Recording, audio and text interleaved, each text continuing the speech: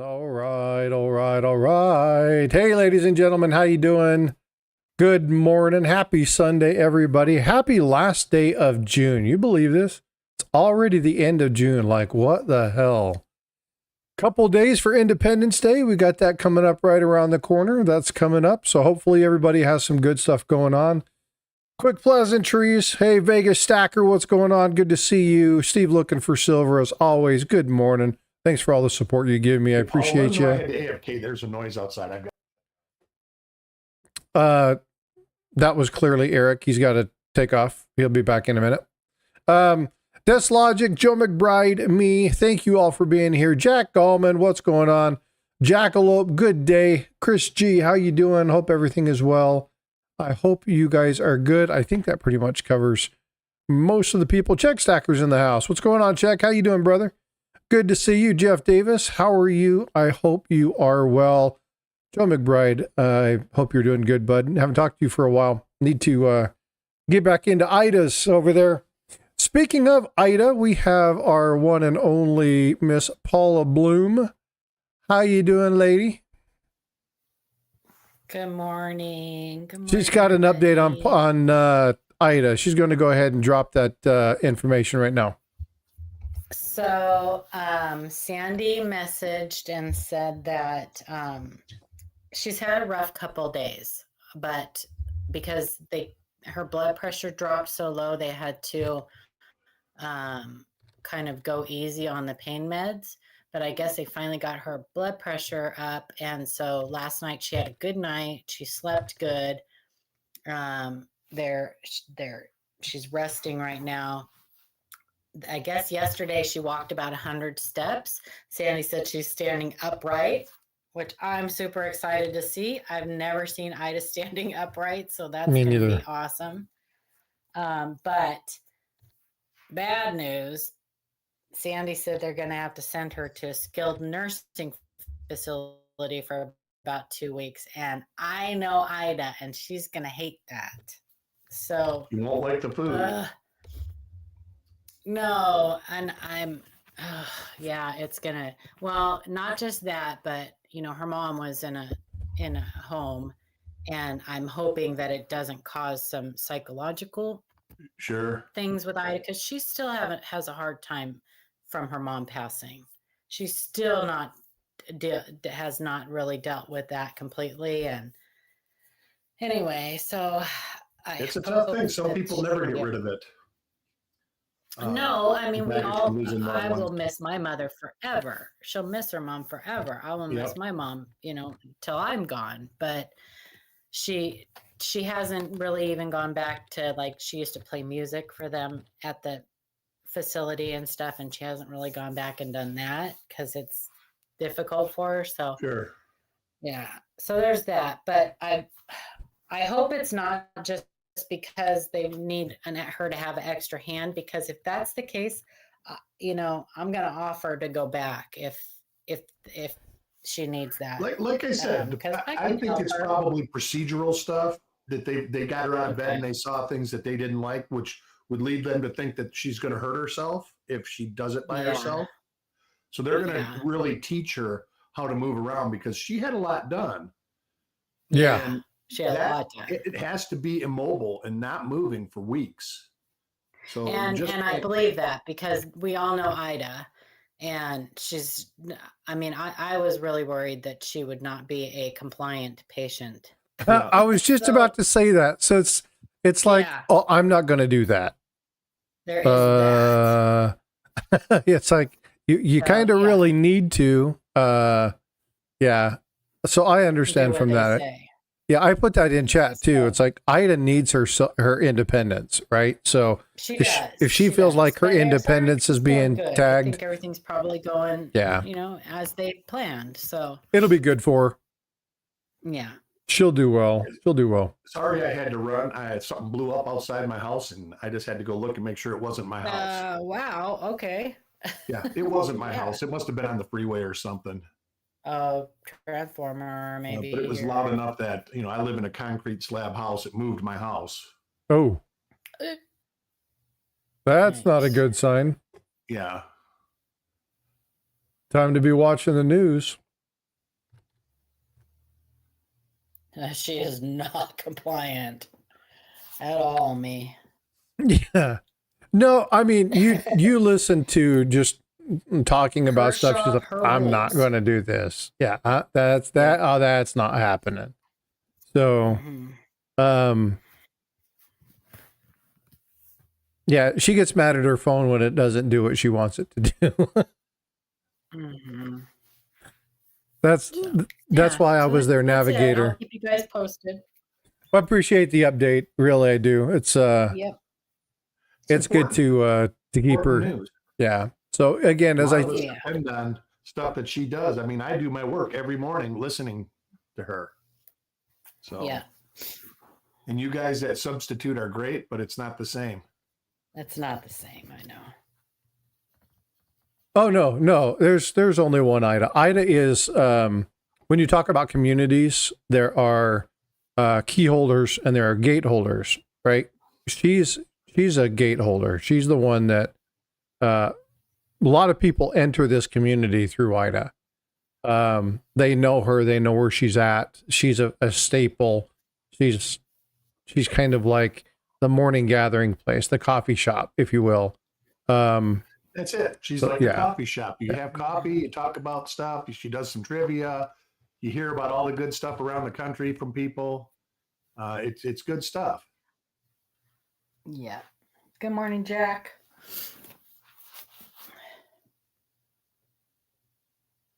Good morning, everybody. Hope everybody's doing well. Thanks for letting me do that. I appreciate that. Oh, always. Yeah, no problem whatsoever. I was just looking up to see if I could see anything on sometimes if it's big news or something, they release stuff pretty quickly, but there's definitely nothing there. What's up, Brown Sugar? How are you doing, my friend? Good to see you. Hope you're doing well. Good morning, Sorcerer Stan. How are you? Happy to have you in. So I want to talk real quick. I want to talk about this. So I know you guys can't see this, so I'll just explain what it says. Paul and Eric can't see it on their end. But it says Little Rock, Arkansas. This came out on the 28th. Now, mind you, just because it says Little Rock, Arkansas doesn't mean that Little Rock's the only place in which this happens. But we hear about this stuff all the time. And again, it's something that you guys need to be aware of. So again, I'm bringing awareness just to some things that are out there. I'm going to show you the official FBI release on this. And I want you guys to be aware of this as you're stacking and as you're collecting and looking at either coins, precious metals, currency, whatever it might be. It says that Little Rock, Arkansas office FBI warned public scammers are falsely promising victims profiting by buying collectible coins.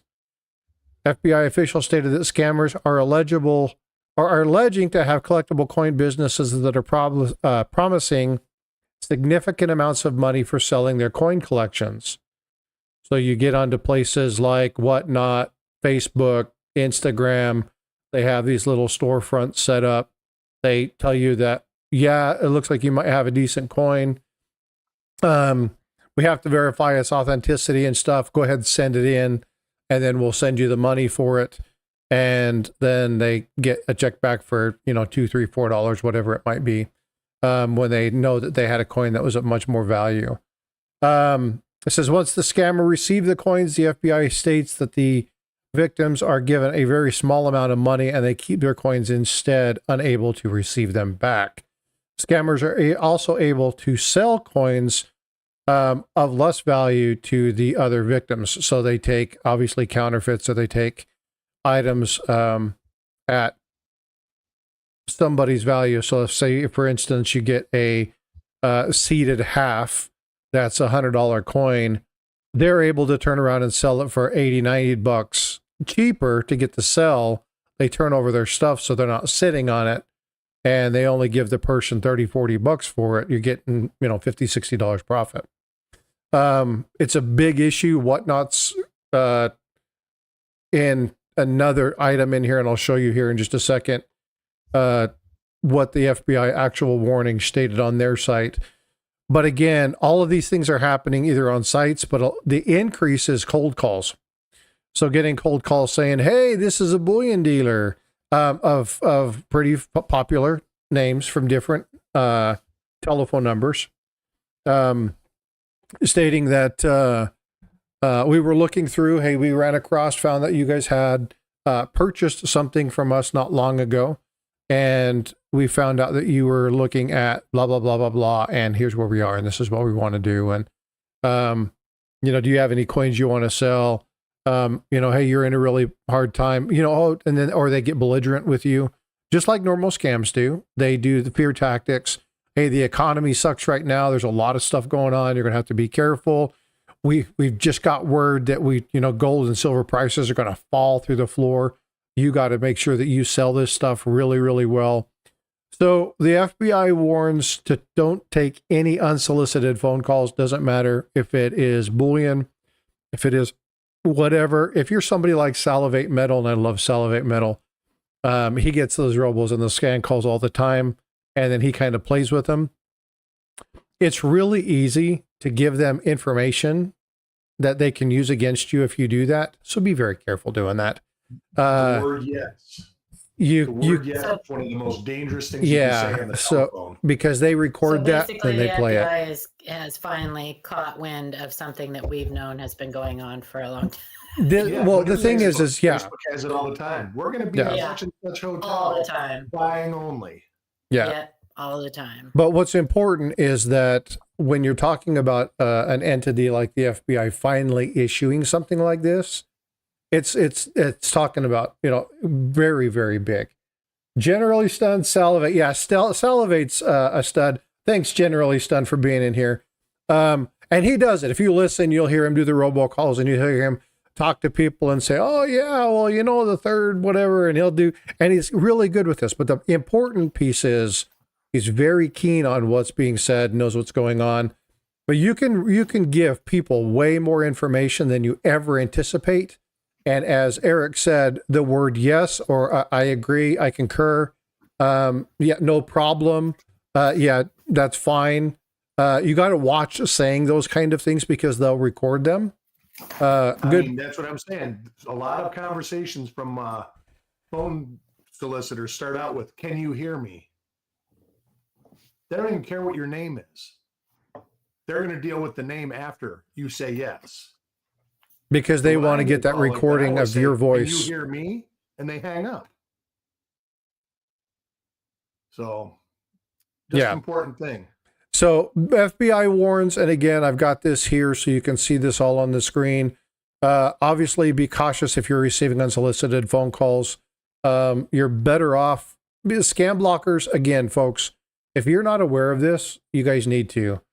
AI has done some really cool things for people, but it's also allowed people to check out social media, find out information on what's happening on your local sites, Facebook, Instagram, Twitter, Twitch, whatever. You post pictures or your links with your kid is listed as a kid, which is very dangerous in social media nowadays. Take away your family trees and stuff like that. It's just bad news. It just opens you up for fraud.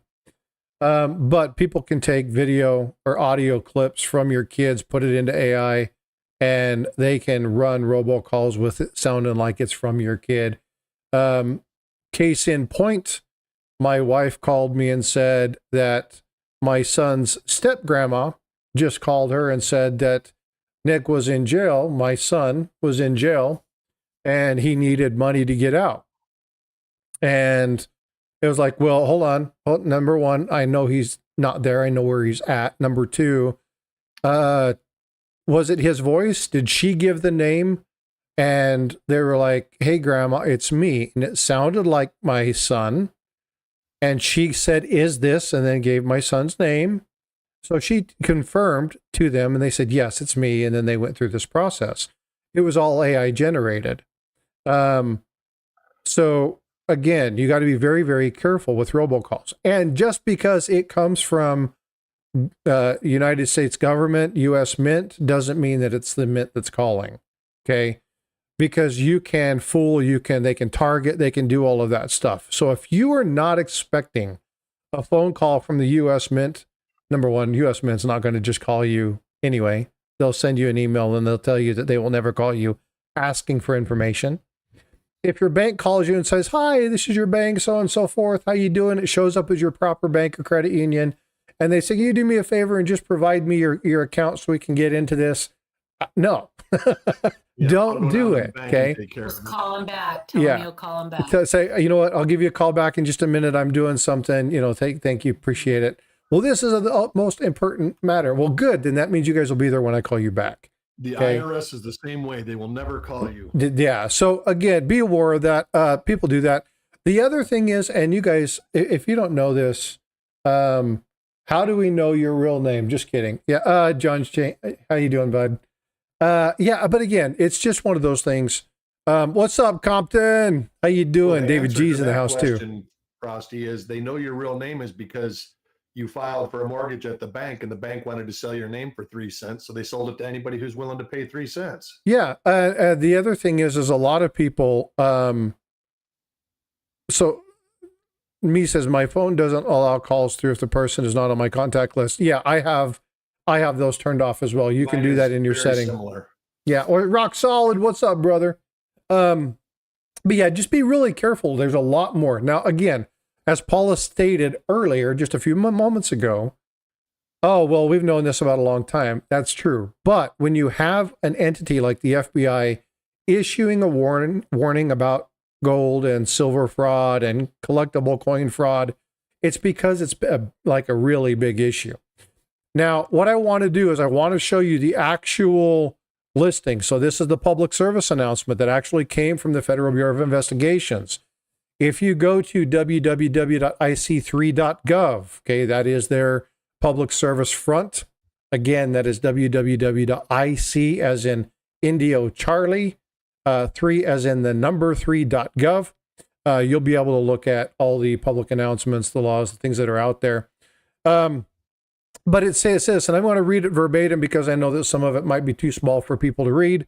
It says the FBI is warning about a public scam falsely promising victims, many of whom are older Americans. This is a targeted thing. We know this. I have talked about this a number of times. If you look at the banner on my page, you'll see the little gold dollars in the hands. A lot of people try to sell those $1 gold coins as gold to elderly people as an investment. They sell them for way more than $1. And they get these gold coins. They think they're set up for that. And it's just bad news. So be careful with that.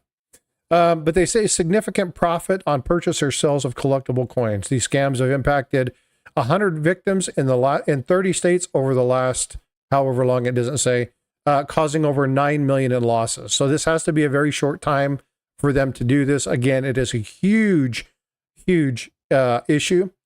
Frosty says you fit into this category as an older American. I do, in fact. I just got on my last birthday, I just got my AARP notice. So I'm getting there. So Scammers. 40s? Say again?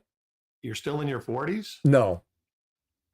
Oh, all right. So you should have had your AARP notice at 46. Yeah, well, I got, this one was like, welcome to the group. Hey, me just gifted 5 memberships. 5 memberships. Thank you so much. Joe McBride, Compton, William E., and I'm crazy. And Stuart. Thank you. Piece of advice, Frosty. Yeah. If something sounds too good to be true, it's probably too good to be true. So yeah, and you're not, you guys live by those words. But here's the thing, and this is something we see. FOMO, right? Fear of missing out. It's a big issue. Yes. But more than just FOMO, they're targeting people, and these people genuinely want good. And when a good deal comes around, a lot of people don't want to miss it, right? And so you get that tied with the tactic of like, hey, how you doing? Oh, good, really good. You need this. Like, I understand, but you miss this, you're going to miss something out. You know what your grandkids are going to lose? Do you know what's you're giving money away? Are you really okay? And you got to be careful with that because they will be almost belligerent to make them go, oh my God, I don't want to make a mistake. Oh my God, I don't want to do the wrong thing. This is very common in scam calls. And so you got to be very, very careful when doing this kind of stuff because it is, it's taking people by storm. And again, folks, when a federal entity issues a warning such as this, it's a big issue. There's so much of this stuff that they just see and it's tactile and thank you for that. Yeah, we know that happens. Protect yourself, blah, blah, blah. But for them to issue a public statement like this, especially regarding, this is specific to collectible coins. Okay, we're not talking the silver and gold, but they've done other releases on those. This is something you need to be paying attention to. This is something you need to be aware of. So this is the gift, right? Scammers cold call victims to market their eligible collected coin business.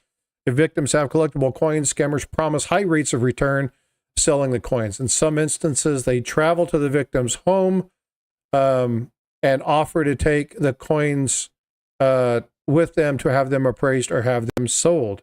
So they actually appear legitimate. They come in, they have documentation, they wear a suit and tie or whatever it is they're going to do. We're going to go take these and get these appraised. And then they either say, oh, they were not whatever because they faked the appraisals. They're not whatever, but we'll buy them from you. We'll give you a little bit more than what they're worth if you're interested, just to help you out as a favor to you for allowing us to come out. We're going to do this for you kind of type thing. So you got to be careful with that. And obviously it's worth more. Then they turn around and they sell them for significantly more money to other people. So again, they say that the high pressure tactics is important. Imminent auctions, distressed sales, the coercion of people in order to purchase these coins. So again, if you buy something like this, you've got to be careful on sites like eBay, whatnot, even though they offer the opportunity for you to get rapid, quick sales. You can do it fast. It's easy for you to do. They're quick. They pop off. Hey, what's up, Michael Stacking and Cap? How you guys doing? You just want to make sure that generally stunned, exactly. Tips to protect yourself. Just be careful, right? And you hear about this all the time. It's not like, oh my God, I've got breaking news and this is something you guys have never seen before. Most of you are aware of it. The problem is that the tactics, the technology, all the things that are happening are getting better. And because they get better, that means that we have to raise the elevation alert. If we have veterans or military staff in here, they call it like DEFCON, right? DEFCON is the 5 levels of protection for the United States. So if you were at the lowest level, then it's calm, everything is okay. Then you have an elevated alert. The coin collecting economy, the coin collecting group, we're like stage 3, stage 4, right? Counterfeiting is rampant. It's horrible. The scams are getting rampant. It's horrible. There's so many sites to sell on. You got, Facebook and Feebay and some of these other places where people just throw stuff up. Steve looking for silver. Are you still here? Steve looking for silver and sent me something last night. He says, check this out. And so I click on the little image that he has. And he said, I sent him a message. I'm like, oh my God, this stuff pisses me off. But what it is it's an eBay listing. Hey, what's going on, Steve? Thanks for being here. It's an eBay listing for a Sacagawea dollar.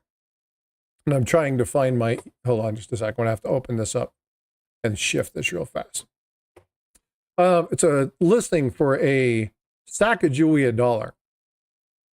And when you look at this, I'm going to pull this up right here. Okay, that's here. So when you look at this particular item, oops, well, what happened? There we go. When you look at this particular item, you see that this standard Sacagawea dollar that's pretty beat up is up for $400, right? The starting bid, $800 for just a normal freaking. Now, and I don't know anybody in the chat that would look at this and go, oh my God, it's a good deal. Now, obviously you would look at this and go, what the hell? But if somebody doesn't know that this isn't actually authentic gold, because it says U.S. Liberty gold coin. Now they say color in here. Coin. It's color, right? Now, will people pick up on that? They do this. They have to protect themselves from fraud, right? But if all people just say, oh my God, it's gold, right? So read your descriptions, read your titles carefully. Okay, it's very important. But I have another one. I did a little video on it, specifically talking about one that targeted the older community about gold. They talked about the things that you have to do. Buy now. The economy is bad, so gold is up. Now's the time to buy, which is technically bad advice. You want to buy when the economy is a little better. It's good to have it right now. Silver is a better purchase than gold is, but you want to make sure that you buy low and then sell high, just like stocks, right? You want to make sure you do that. Real quick point about that eBay listing. Yeah. You have to really, really watch out now too, because AI is doing a lot. People are letting AI do a lot of the descriptions for their listings. Agree. And they are horrible. They are horrible. But here's the problem. The problem you get into with AI and coins is that AI is only as good as the person who is programming it, right? So if the person who's programming it doesn't know shit about, doesn't know anything about coins, which they probably don't, or they know very little, then AI is going to be crap too. Oh, I'm echoing. Hang on, let me fix this. Hello? Yep, I can hear you loud and clear. Oh, I don't know why it's echoing. Anyway, so if you go, I don't know if you went down to the description in that Sacagawea dollar listing. No, he just took a screen capture of it and sent it to me, so I didn't actually go to the listing. Yeah, there is nothing, that listing is perfectly fine. There's nothing wrong with that listing. That listing says exactly what the coin is.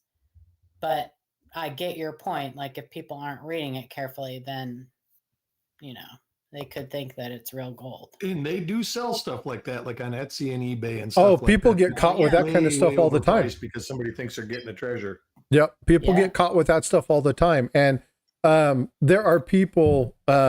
Jack is one that monitors this stuff and report it. Jack Young, always monitoring and reporting stuff. Oh, and yes. Right, constantly looking at these things. Quite active on Facebook. Yeah, so we have people in our community who are hell bent on protecting it.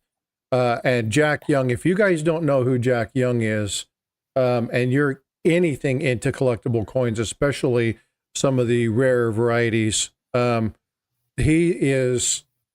I mean, I will call people experts and stuff, but he's genuinely like a brilliant guy. Now, he would never call himself an expert because most of the time the people who are experts in certain things will not.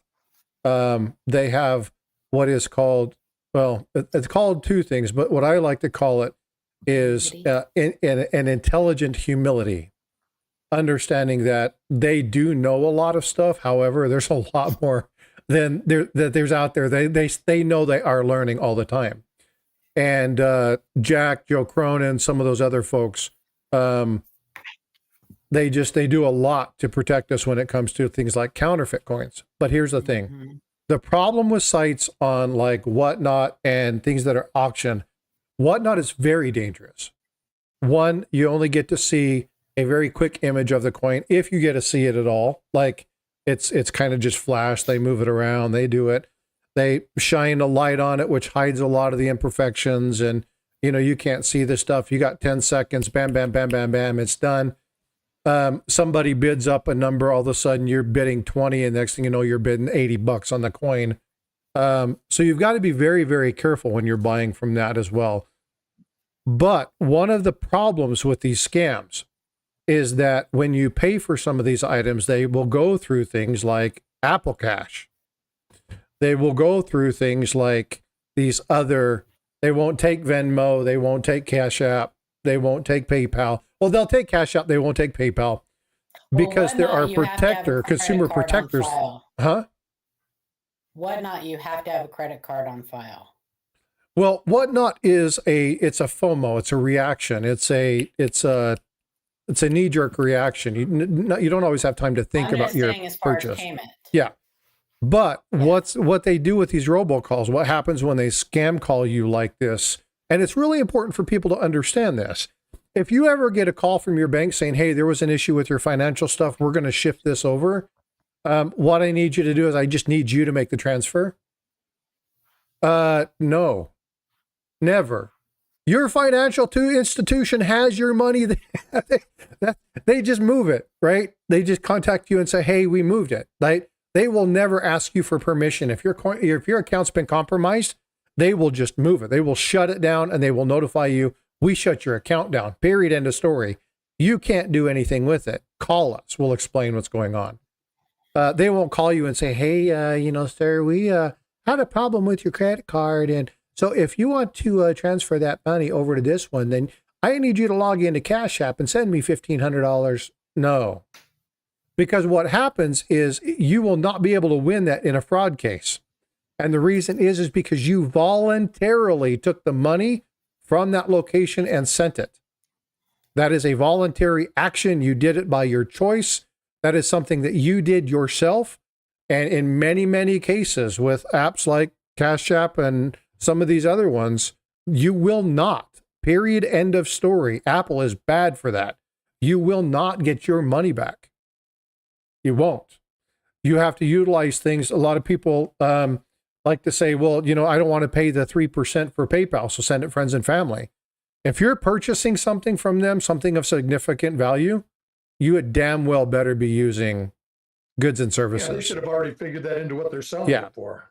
And so you got to be very careful because, again, you have no leg to stand on. You can put a rebuttal in some of these places. You can put a rebuttal in and make sure that these things are there. But just because you put the rebuttal does not mean you're going to get those protections if you opt not to do it. Eric and I were talking a little bit earlier this morning about taxes and some other topics that made his blood boil. And one of the things that people don't realize when you are looking at like terms of agreement and things of that nature is that you indicate that you're responsible for it.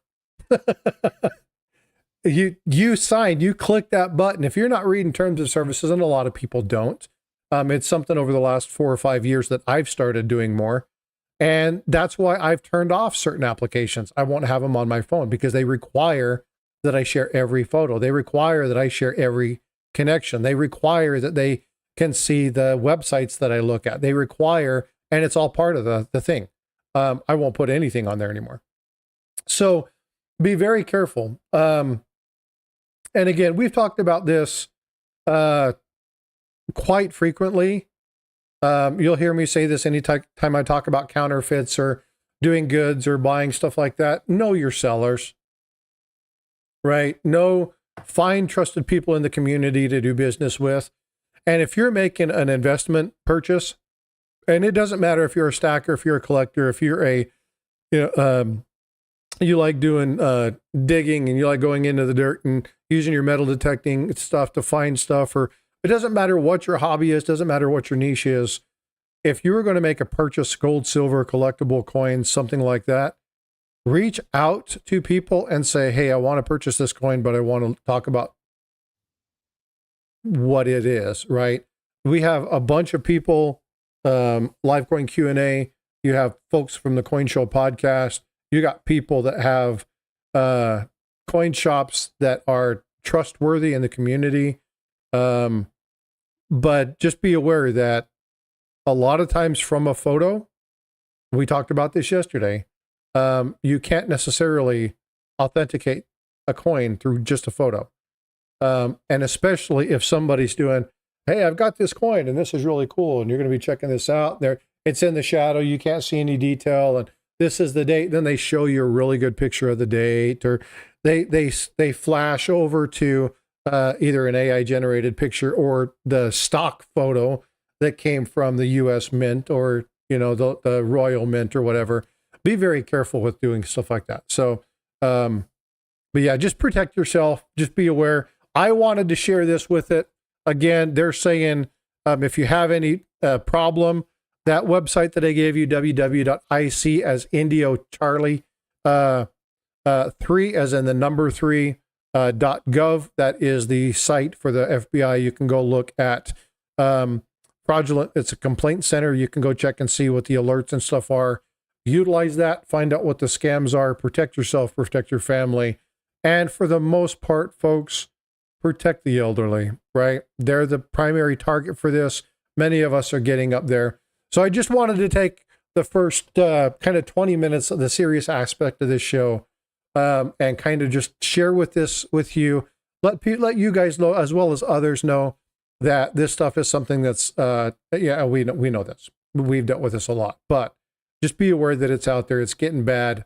They're utilizing technology to mask telephone numbers and their voices and stuff like that. So be very, very, very, very careful with this. And that is all I wanted to say about that. So, but thank you for letting me kind of go on about that. What's up, freaking awesome? How you doing, bud? Good to see you. Hey, Invisible, how are you? Inkman's here. Yeah, but where there's money, there's a way, right? Greed does amazing things to what would otherwise be a genuinely good person. So, yeah. And it really does bad things to people that aren't genuinely good people. Yeah, well, we have people in our community that have decent channels, but they let the dollar get to them, and now they, spit out worthless, useless information. Doesn't mean that they are bad people. It just means that they're chasing the greenback. And so it's something. Hey, Azure, what you doing? Cash and carry is always best. Yeah, you will always have something in your possession to protect yourself. But yeah, there's just be aware, right? So I just wanted to share that with you. Saw that information, wanted to pull that up. Again, it's extremely important. The other thing is, and I know that I'm not a cyber channel, but when you're talking about protecting these things right here, are really, really easy for scammers to get all sorts of valuable information from.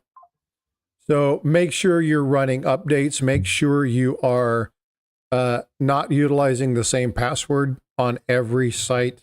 Never, ever use your same username and password against two financial institutions. If you have a credit union and a bank, don't use the same username. Don't use the same password. Don't use the same PIN. I know it's a matter of convenience, but don't put this stuff in here. Okay, that's bad news, because all it takes is a telephone call. Have you guys, I'm sure people have had this happen to you. You ever had a telephone call where you pick it up and it's like ding, ding, ding, ding, ding. And then you have this kind of tone and then it hangs up? That's them probing your phone for information. The moment you hear those things, you should turn it off. Turn your phone off, like immediately turn your phone off, because there's nothing in there where you can kind of set that back in. The best thing you can do is, if you think your phone's corrupt or whatnot, just shut your phone off. Turn it back on after a while.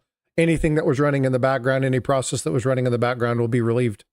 Now, you can have issues where, turn off tap pay. Kevin, that is absolutely correct. The other thing is, and I don't have my wallet here, if you guys have a wallet and you guys are going to a public place, you're going to a coin show or something like that, make sure you have an RFID defensive wallet so that people can just walk up and scan your ass and claim money from you. If you guys, almost every store carries those now. If you guys don't have one, and I'm talking guys specifically, but ladies as well, if you guys don't have, generally stunned, please don't strike the comment siren. Okay, I know that the swear word's in there, but so he's in portrait mode. He's like, your password should look something like exclamation point, $, parentheses, hashtag @123FU. Yeah, you don't make it, your son's name and his birthday. Don't make it, your wife's name and your anniversary date. Be smart about it, and just be careful. Protect yourself, right? I really want people to be aware of some of the things that they get into. But these things, we store passwords for every site, financial institution, apps, things of that nature. If you have a banking app that asks you, do you want to save your password? No, don't. I know it's a pain in the butt, and do what you have to. But if somebody gets in, all they get that password file, they can quickly unencrypt it. It's not difficult to do. I've watched people who are really good on things like TED Talks and stuff break that stuff down. So be very, very careful with these, right? This is the advent of the smartphone has increased the likelihood for identity theft by thousands of %. So be aware of that. Just protect your phone. But yeah, you're absolutely right. Disable auto pay. Smart pay is when you do the tap to touch, right? Don't put your credit card in Apple Pay. It really just don't do it. Again, change them often and change them well. Be careful with email. We want to talk about EMR having a massive situation within his corporate world. Know the emails that you're opening. Just because the email appears to be coming from your financial institution does not mean that it is. Just because you have, your grandmother sends you an email of this really cute cat doesn't mean you should open it. Because there's a lot of Trojans and viruses. If your computer system is not up to date, you want to protect that too. But it all goes into protecting your money, your livelihood, because again, if your identity's stolen, your information stolen, how much money you think you're going to have for collecting, how much money you think you're going to have for stacking and putting stuff away. I'm more concerned about you guys eating and having good family lives than I am about the coins that you purchase. I could care less about how much you put in your stack. If your family's safe and secure, I'm happy for you. So again, I'm here to provide you guys the best information that I know how, and when I see this kind of stuff, to provide it to you. So, but anyway, thank you for letting me talk about that. I know I've lost a bunch of people going down this road, but it's okay. Safety and security, again, that's more important to me. All right. With that being said, let's get back onto that. Thank you guys again. So Paul and Eric, what are your agendas for today? What kind of good stuff you got going on?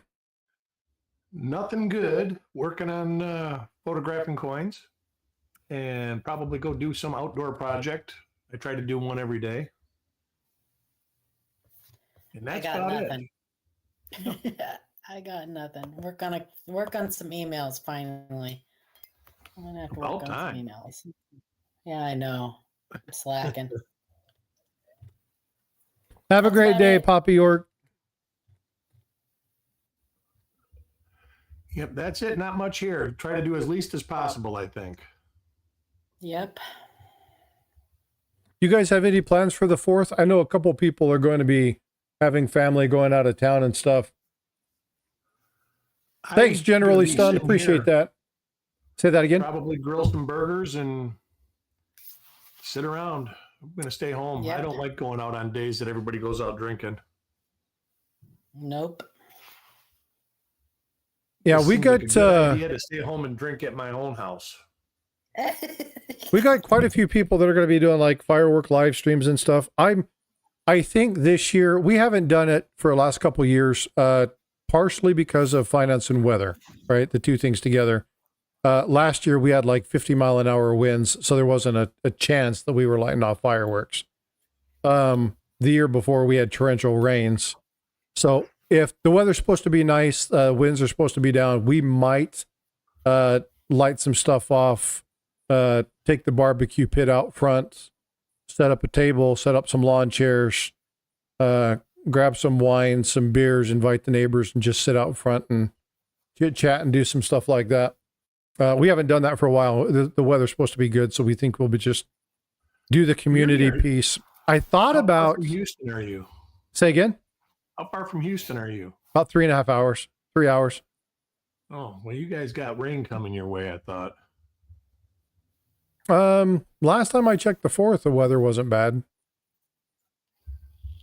So I'll have to go back and look. Or whatever, the remnants of Burl? Maybe. Let me check.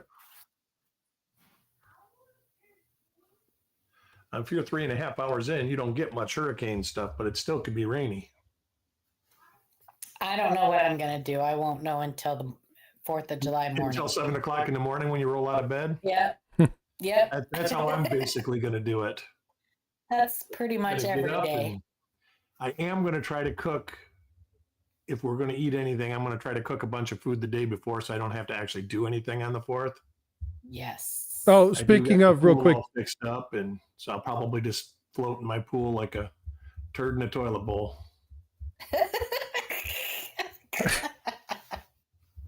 yeah, it's only a 4% chance with only about 10-mile-an-hour winds, so it's not too bad. I haven't heard that one, by the way. Oh, St. Augustine, Florida, then Orlando. Nice. Okay, quickest of quick thoughts: silver maples or eagles? Generally stunned. Eagles, with the premiums being down, I would lean towards eagles over the silver maples. But if the premiums of the eagles go up, I would go back to collecting eagles or the I think I like the maples. Yeah, and aren't they more pure? They are, but the problem with maples is that the Royal Mint, the Canadian Mint, they have had issues with milk spots. Now, I don't care if I'm stacking something. Yeah, I know, but I'm just saying that milk spots drive people insane. But they have fixed that issue. They use a completely different rinsing solution. They have fixed that issue. They had stuff last year, and they had implemented it. They what?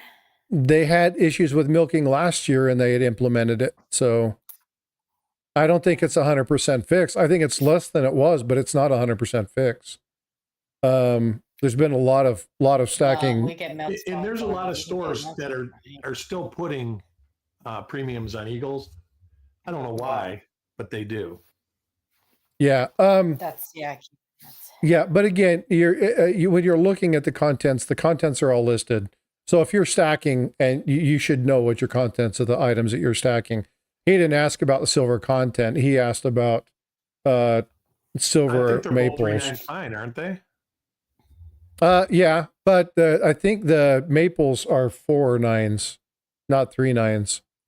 So, but yeah, it's one of those things where if the premiums of the maples start to go, or if the premiums of the eagles start to go back up, then I would lean towards maples. I like maples better than eagles. I've never been a huge fan.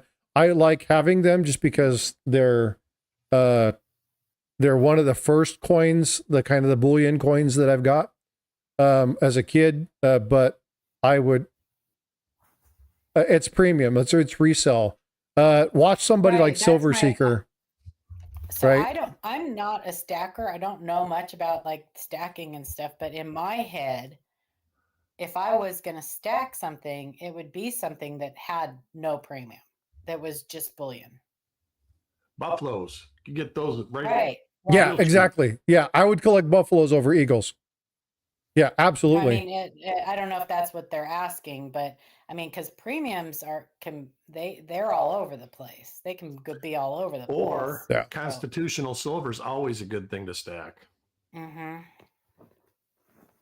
Yeah, well, and I don't care what side of the fence you're on. Constitutional, they say, doesn't exist. I'm going to still call it that. It's junk silver. Yeah, that's just a term that has been used for years. I know. It's a term I know. It's a term of endearment. It makes my toes curl a little bit, though. Yeah. Because all coinage is constitutional. Junk.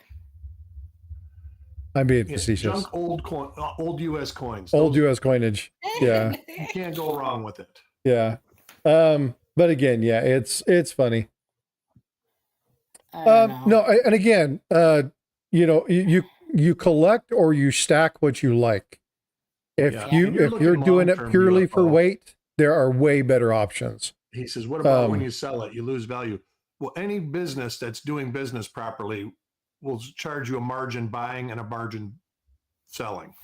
But that's the game, right? They have to make money to pay the light bills. Everything just can't run at spot. They got to pay the light bills, they got to pay the help, they got to pay everything.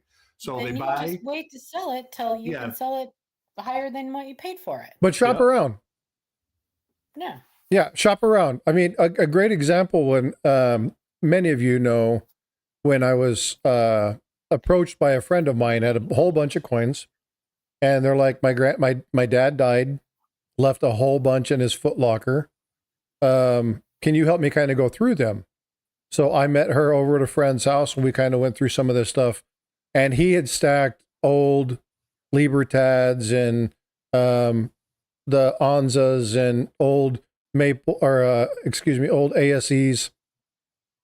And she went to her coin shop and they basically offered melt for everything.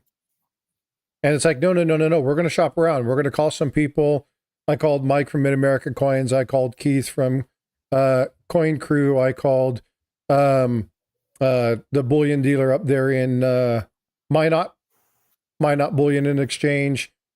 Talked to him about what was there. Got some general prices. Got some price range. Took her to a couple local shops. Found one. Actually gave us more money than the other. So don't take your first offer. Like, go around, look, know what's there. Don't ever leave your coins there to be evaluated. Right. These are people's businesses. They do need to make money off of it. That's how it works. I mean, everybody buys coins because they're hoping to make some money off of them. And that goes when you see the deal that you think is too good to be true. That goes back to that falling in for the FOMO thing. It's like, oh my God, I can sell this and make $30 real quick, or I can make $300 real quick. Yeah. So again, when you're looking at those kind of questions, and generally, Stun, I haven't seen you in the chat. So thank you for being here. I appreciate you engaging, asking questions and doing that. Hey, Kraken, what's going on, bud? But yes, it is, it's definitely something that, it's a great question. Me says, I don't stack, I collect. And again, if you're going to collect what you want, right? It doesn't really matter. But again, do not collect as an investment. It's okay to have them.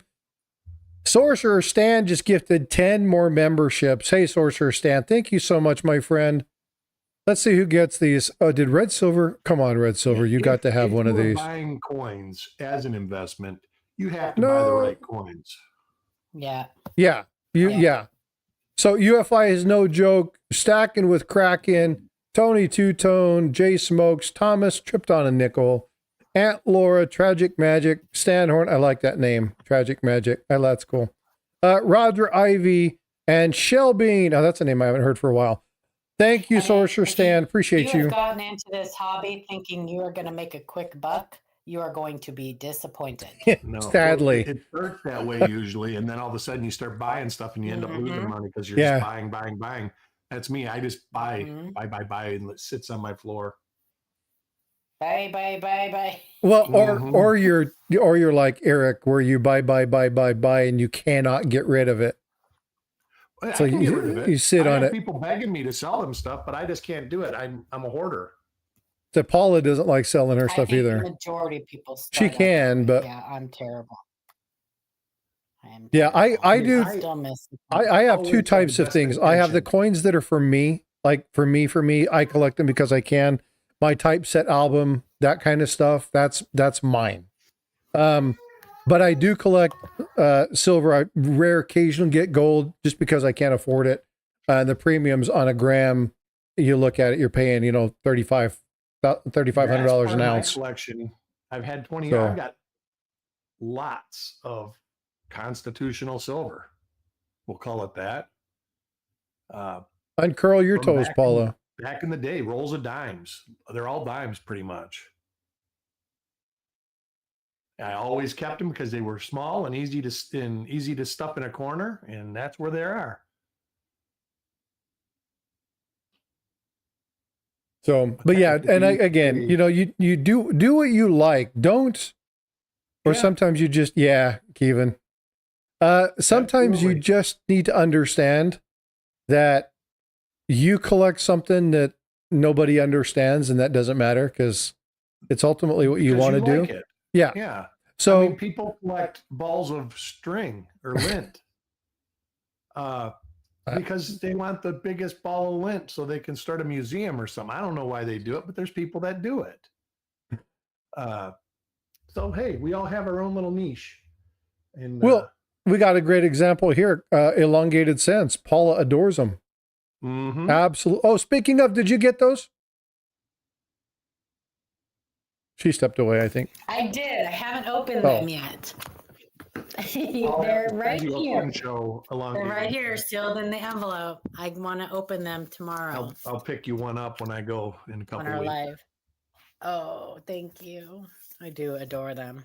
I adore them. So you're in the club now too, right? The coin shop I go am. to, the guy that works in this coin shop, that's the only coins he collects is elongated cents.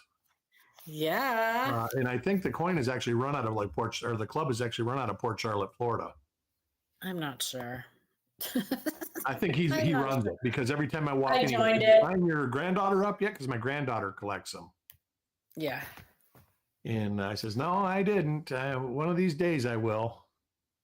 Well, I joined it. I'm still not real sure how it works. I just go on every Facebook other club. You pay dues and you and get a little printed newsletter once in a while. That's exactly it. Yeah. Yep. I'm I pay not dues. a collector. I'm a hoarder. Me too, Sorcerer Stan. That's it. I support them. That's all I do. Hey, SkyQuest, good to see you, bud. And I've gotten back into the coin clubs. I got out of them in like 2008 and never really rejoined because I always felt like they didn't have anything to offer me. But now I rejoined and I still feel like they have stuff to offer me, but not a ton. But when you're in a community, you should support it at its grassroots level. I will call it that. You should. So I joined again on a lot of stuff. And I do like if there's one that I want, that I see that I want, I have that there to go look it up, see if there's any information on it, historical information or anything. And so the fact that I use their services or have access to their services, I feel like I should give them a little bit of kickback. Sure. There are people in that club that work hard at what they do. There are people in the club that put a lot of time and I've been involved in a lot of clubs. I probably won't get involved in any of the clubs at a level that I have in the past, just because there's always way too many chiefs and not enough Indians. I am hoping to. I'm hoping to get more involved with Conecuh, but I always get involved they were bugging Amber to get involved for a long time. Yeah. I always get involved with well-meaning intent and just never have the time to do it. And I really want to get more involved in that too. Yeah. My experience with 501c3s, and I don't know if Conecuh is actually a 501c3, but there's always a lot of people that want to tell you how to do it and what to do, but they don't want to do it. Yeah. And it becomes to the point where you spend so much time dealing with that, you can't actually do it that you have to do anyways. When I was in the fish clubs, breeding tropical fish, that was the main problem. Is everybody thought it should be done one way, but they were unwilling to do it. Is that it had poor leadership. At one point. It had too much leadership. Everybody wanted to be the leader. It had too much leadership. Yes, correct. And so now they are having to build it back. And that's hard to do. It's very hard, but they're making waves. I think Conecuh in the last 5 years has come a long way. At one point, 5 years ago, it was really not a lot. There was Aeroscope, and it's pretty good. I like Aeroscope. I read the one that I got a few days ago. Yeah, I do. Everybody should be a member. If you're into air and variety, everybody should be a member of Conecuh. Yep, absolutely. I haven't bit the bullet to pay for it. It's literally cheap. You can do it by PayPal. It was a lot cheaper when I signed up. I says, "Oh, I'm going to sign this up." And they don't have to mail me hard copies of anything. And it turns out the cheap plan is they mail you a hard copy of the magazine. Mm-hmm. And I personally don't care for that. I would just as well read it online. I like the hard copies, though. I do. There are certain times of the day that you need a hard copy. Yeah. But yeah. It is nice. I did read the hard copy, but the 3 hard copies I had before I read on my computer, and they're still in the little plastic baggie. So the only reason I read it and opened it up is Brian Allen had sent me a screenshot of the 2023 V article. And I says, oh, I'm going to read that. And he's like, oh, you remember. All right, cool. What is he? Do you know what is? I haven't asked Brian what his opinion on that is because I'm not sure I really want to hear it. He's underwhelmed at best. Yeah. Okay. Good.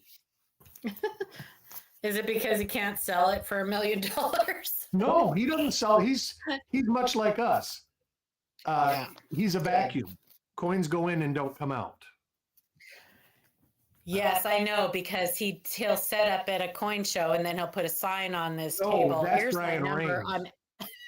That's Brian Raines. I was That's talking right. to Brian Allen. Oh my gosh. Okay, that's right. But yeah, Brian Raines is much the same way. For some reason, I got Raines in my head when you said that. He'll set up and he'll have these fantastic coins. Yeah. And you'll say, oh, how much is that? And he'll go, oh man, I'm not sure I want to get rid of that. Yeah. Yeah. You know, he prices them so that they don't sell.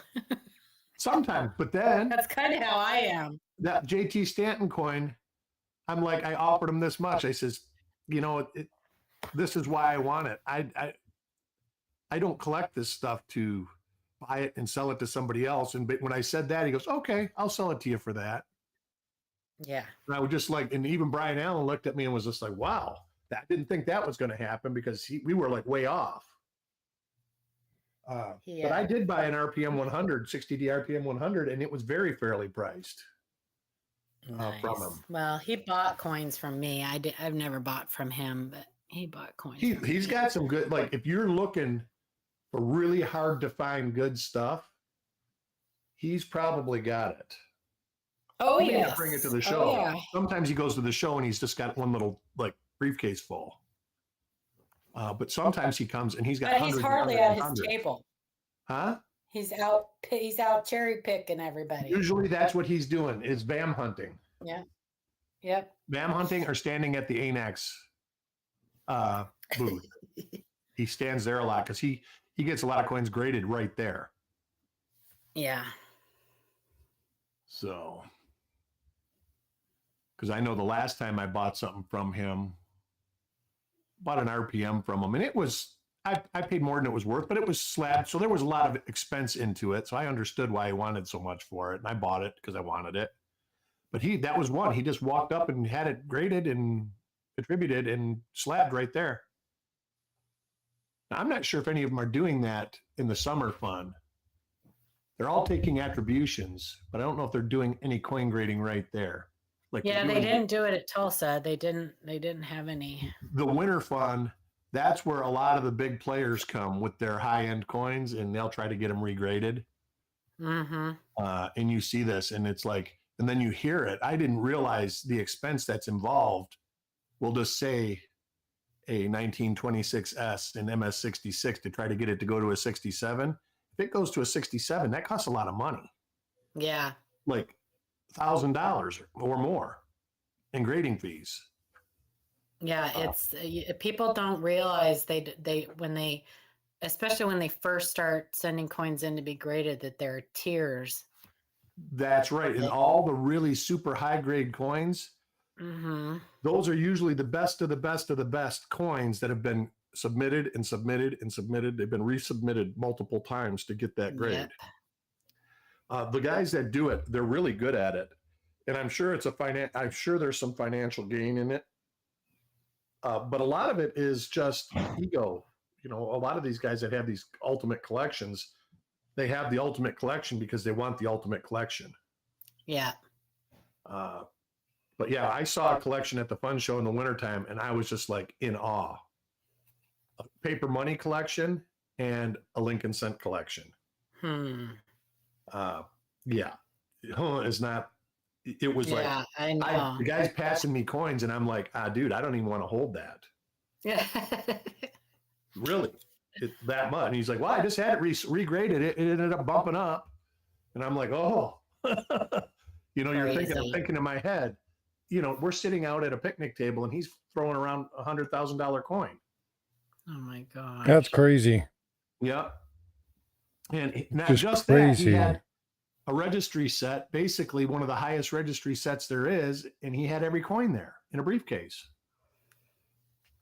So, and we looked at all of them, they were beautiful, and it gave me an example of why coins grade 66 so frequently and 67 on occasion, but they never grade 68, because the coins that grade 68, you just look at them and they hypnotize you almost.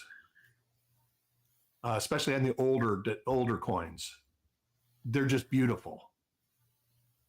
So I can say that. And the money was the same way. The paper money, oh my God. Yeah. Just I have crazy. not seen any of those, big collections or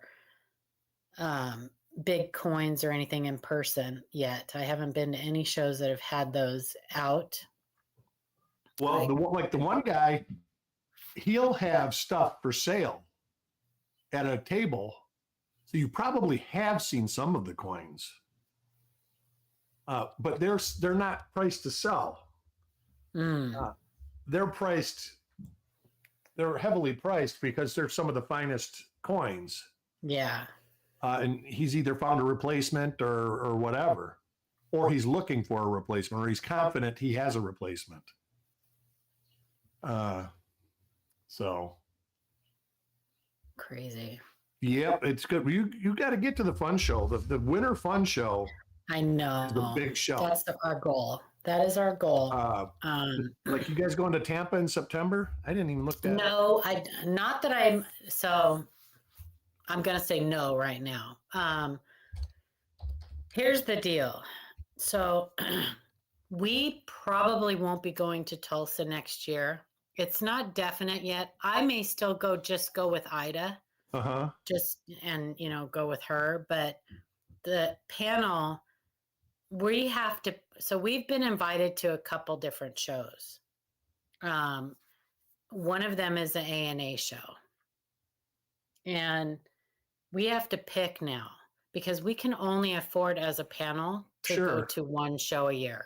Yeah, well, I only go to a few, and most of the shows, like the regional shows I go to, it's because I know somebody and I'm going with them and I'm staying at their house. Right. So there's not a lot of expense except for travel.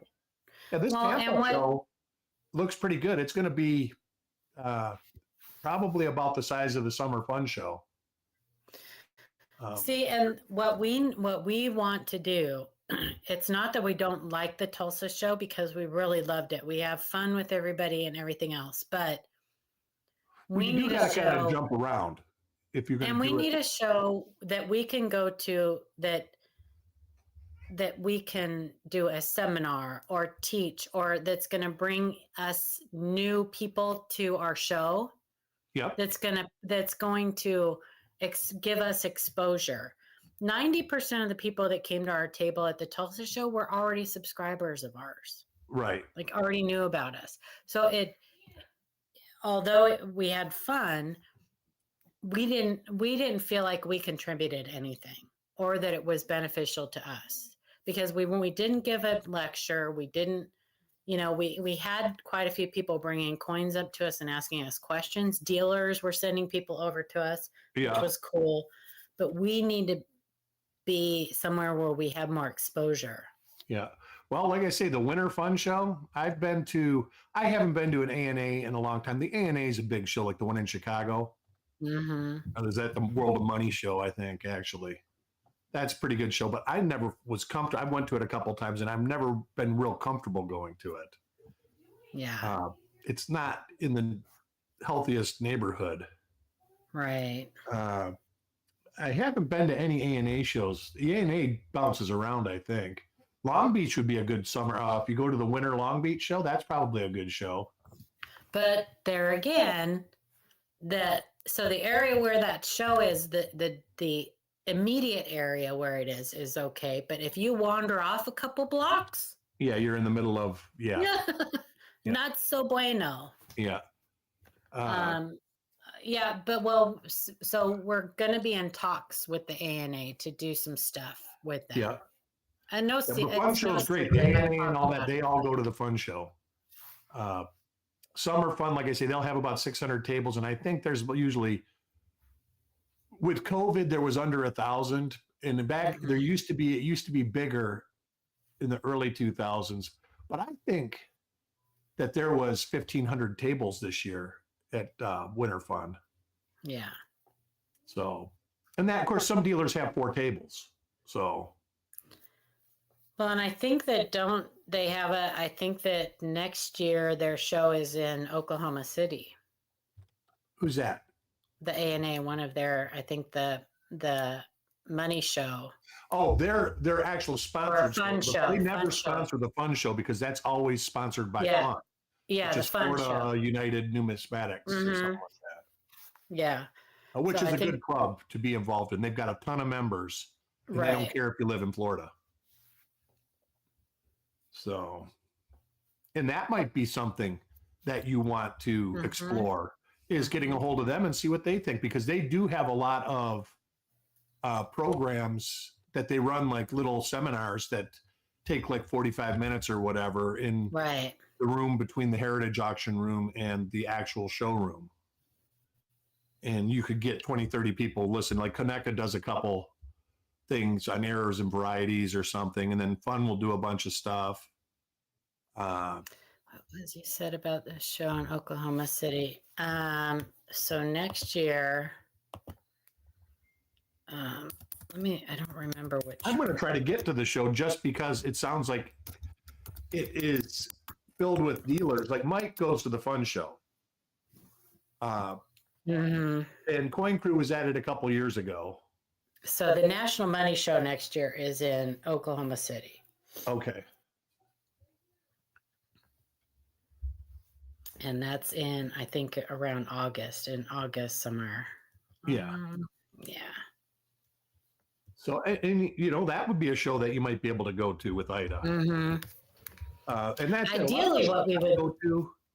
What we would like to be able to do in the area is separate the panel up and have some of us going to one and some of us going to the other. That ultimately is probably the most efficient way of spreading the word. Right. Is to have who is on the West Coast go to the West Coast, who's on the East Coast. And of course, you got nobody on the East Coast, I don't think. I guess Amanda would be the closest one. I don't know where Shannon lives.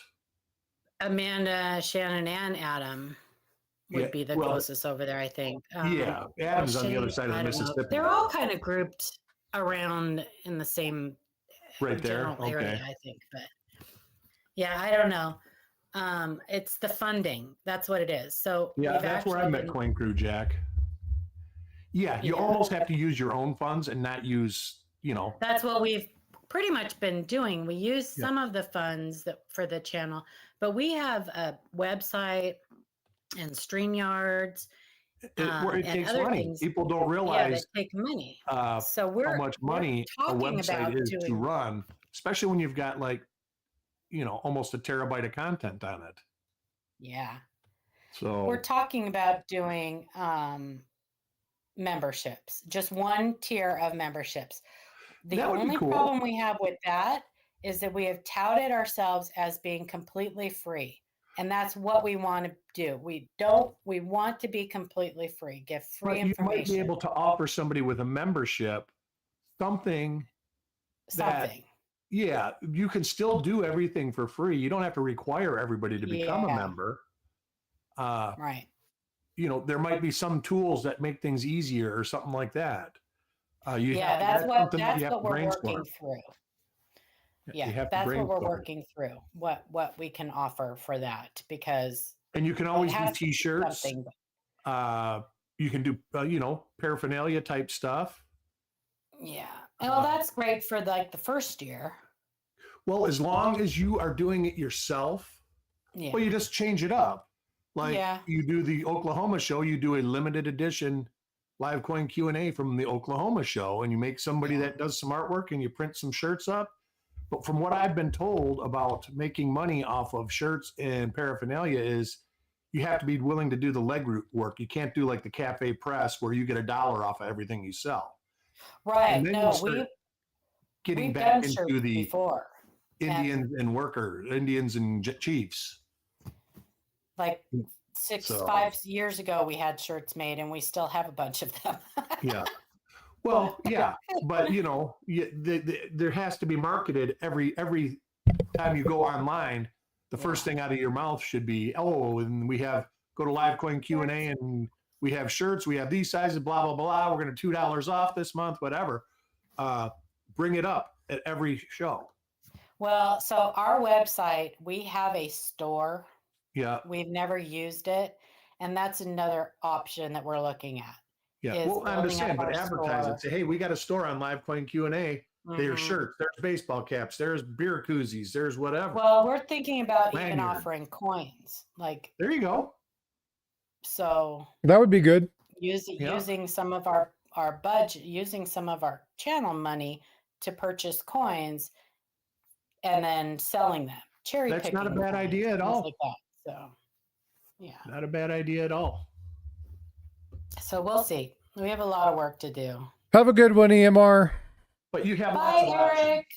Have a happy 4th of July, Independence Day. Be safe. Why you keep making the racist analogy? What? I don't know what you're saying, Kevin. Am I making a racist analogy? Who's making a racist analogy? I don't know. Oh, Chiefs and Indians. All right. I'm sorry. Worker ants and queen ants. There's too many queens. Why is that racist? That just shows my age. I think he's being fun. Indians and Chiefs. Why is that racist though? It's Aren't there? Yeah, there's a hotbed of stuff like that. You gotta like the Atlanta Braves. They wanted to take the name away, and they sued to keep it. The Indian Nation sued to keep it. Now the Indian Nation is suing the Washington Commanders. Is that what it's called? To bring back the Redskins, because Redskins, yes. The guy that was on the helmet was I'm trying to think of the word. Basically, a rendering of some real famous Indian chief. Mm-hmm. And they want him back on it. Yeah, I would think that would be flattering. I don't know, man. I can't imagine what society is going to be like in 20 years. Well, let's hope that can all be undone. Generational things tend to just kind of go in and out. So let's hope that this is just kind of a generational thing, and it wears itself out. It wears out its welcome, if you know what I mean. Yeah, caricature. That's what I was looking for. Yeah. Thank you. That's what I'm hoping. Is that it just I don't know. Like I say, I realize too many Chiefs, not enough Indians. People get what I mean. I'll try not to say it no more. He was just joking with you. He wasn't serious. I just was explaining why it was. Yeah. Too many generals, not enough soldiers. There you go. Yeah. It's just. Listen, as a soldier, I could be. I'm just. Well, anybody can be offended on anything. There's a point to where you guys have to understand that there's no negative intent in anything that's being said here. And if you want to get worked up. But he was joking. That's all that is. Yeah, Bottom line, he was joking. That's all. One of the things, I don't want to offend anybody, and I seem to naturally do it sometimes. Me too. So. But Paula wants to. And it's because I say things as I was growing up. When I was young, people didn't have a problem about hearing a joke about things. Yeah. They'll just say like Polish jokes or whatever. They laughed at them. Now people's skin is so thin, nobody laughs at anything, even if it is a joke, and they know it's a joke. Eric, I heard a comment. There you go. Too many nuts, not enough bolts. I like that stacking. It's the one British actor who he's the comedian, and he was talking about God creating man, and he was like, yeah, and I'm going to make this thing, and he's like, is it gonna be light? He's like, no, but it's gonna have opposable thumbs, and it's like, Is it going to be really good at this? It's like, no, but it's going to be like the smartest brain, and he's going to be able to overcome complex problems. And it's like, well, is it going to be able to do this? It's like, no, but it's going to be able to run and jump and move and be really agile, and it'll take domination over all the animals of the land, and it'll use it and provide food, and it'll grow families, and eventually it'll become afraid of words. Oh my gosh, right? And I was like, oh my God, that's hilarious. Because it's just like, yeah, I mean, we're so, I don't, it's like, folks, it's just sensitive. Yeah, it's like, good Lord. But anyway, it made me really laugh because it was kind of one of those where it was like, that's hilarious. That's funny. So for those of you that are trying to play the word game, it's not in, it doesn't show up in Streamlabs. So I've got to go back through. They might have done an update. I need to go get rid of it and then bring it back in.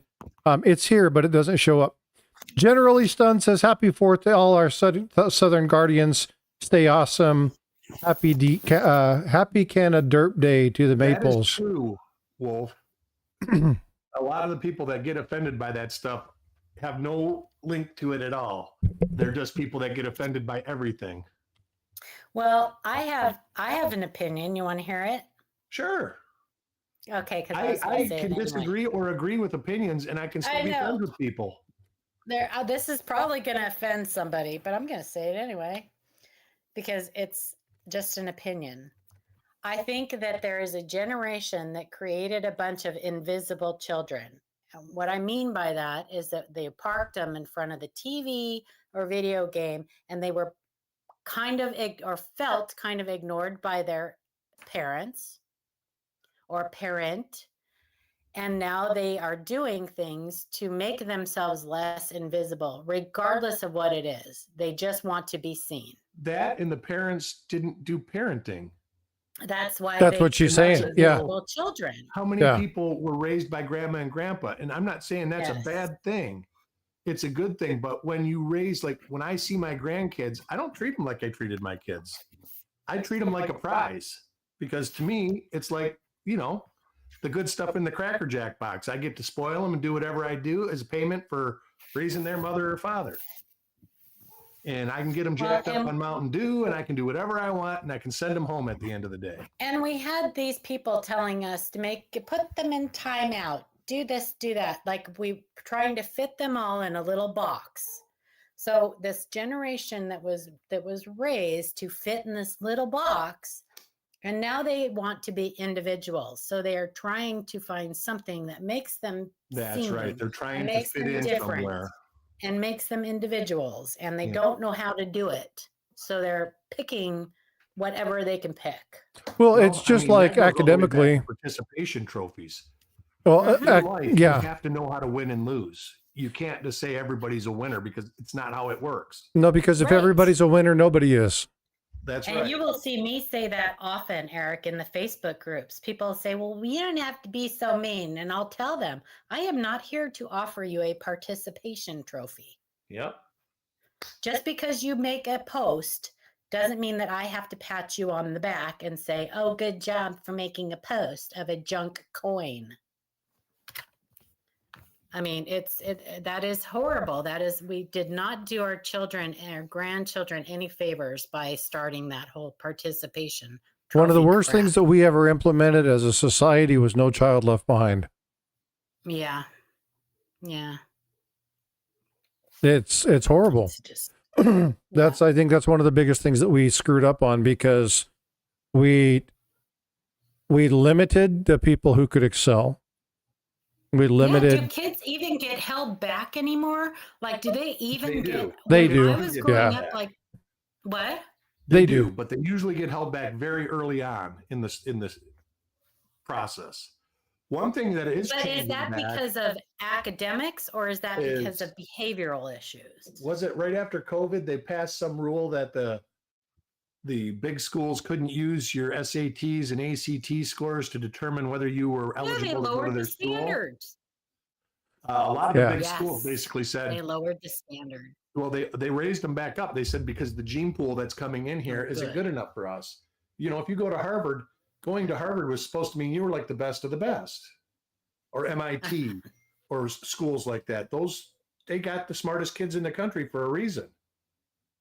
Well, DEI. And then they quit doing that. Now all of a sudden, everybody's doing SATs. The neighbor kid next door, she's like, I never had to do any of these standardized tests, and now they want me to. I says, it's easy. It's a standardized test. You should do fine if you actually went to school. Yeah. And well, I do know that the military is still doing ASVABs. Yep. My daughter just took one of hers. Yeah. And you have to score. If you don't score, you don't get in. Mm-hmm. Yep. Yeah. And if you want a specific job, you have to make sure that you have a specific set that is one thing. Numbers. They do make you score different on different tests for jobs, and then after that, yes, you have to pass. You and your family actually have to pass military clearances for different ratings on top secretness or something like that. When my son got in, there was a big thing, and the FBI came to our house and interviewed me and my dad and everybody. And I'm sure it was just to get a guideline on, what we were or who we were. Well, because they're not stupid, and they know that people talk. So, even though if you're in the military and you have stuff that is entrusted to you and you have integrity, you are not going to say anything. That's right. Well, like I told my son, I said, don't tell me anything like that. Yeah, exactly. I wouldn't tell anybody, but do yourself a favor and don't tell me. But they know that not everybody is. So, but what he does, he doesn't really do anything that. Right. He hasn't yet. I shouldn't say that, because he did when they went over to the Black Sea about a year and a half ago. That was kind of the secret. And then all of a sudden he texted me and he said, tell all your friends we're here. Yeah. If you get a deployment like that, typically they wanted him. You are told not to tell anyone. So everybody knew that the Gerald R. Ford was sitting on Russia's doorstep. Mm-hmm. And that's they wanted the world to know it. There's propaganda, so there's things that they will do. But like me said, I didn't talk to my family for basically 1994. Yeah. Loose lips sinks. One of these, but the comment in the Navy, Eric, is loose lips sink ships. That's right. Right. Well, so I got deployed, I wasn't even told where I was going until the very last and minute. Stuff like that. You can't talk to anybody doing communications. You hear way too much stuff. I knew when I was being deployed only because when we got the word and the captain came across, I was supposed to be going. We had went to a certain location. I was so excited about being there. I was on watch. I was going to be one of the first ones to get off, go out, and the captain came running down the pier. And I looked at the officer of the watch, and I was like, "Our captain doesn't run." And he's like, "No, our captain doesn't run. There's a problem." And he came back on. He's like, "All right, boys, we got the folks coming. We're being deployed." And we deployed within, an hour and a half, 2 hours, we were gone. But he told us, because we had to get some things taken care of and we had to put it in logs and stuff like that. But we were told very clearly, you cannot discuss, not even with members of the crew, nothing, where we are in 72 hours. When we're far away from everything in the center, then we'll announce to the crew where we're going. My son, when he deploys, he just goes, "We're set and sail." Yep, that's it. I knew I wasn't going anywhere good because of the I always say, I was getting. "Are you going east or west?" And he'll say east or west, and then he won't say anything more. But like I said, when he was over there, he was there for about 6 weeks, and all of a sudden I get a picture of him. He's in Norway. He's on shore leave, and he says, "I think Norway could possibly have the best food in the world." And he's been everywhere. He's been in the Navy for 14 years, so he's been to a lot of places that have good food. Yeah, Paula knew she was going to a bad place when they told her she had to go get her sidearm issued. Yeah. But then She's like, oh by no. the way, on Facebook, tell all your friends that this is where we're at. I had to And requalify. seriously? And he goes, yeah, they want everybody to know where we're at right now. They want it to be a public relations issue thing. So, We had something similar when we did we were doing a support where there was a fishing vessel that was derelict, and we had to go out and tie up to it and tow it in.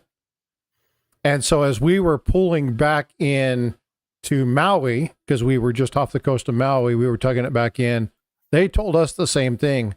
They were like, if you have cell phones, get on and, send stuff to people saying, hey, we're going to Maui. We're towing in a fishing vessel. Fishing vessel broke. And that was just a PR thing. Let people know that we're offering a public service because, the Navy or the Coast Guard or whatever, they will go rescue ships and stuff. So that was a big PR thing.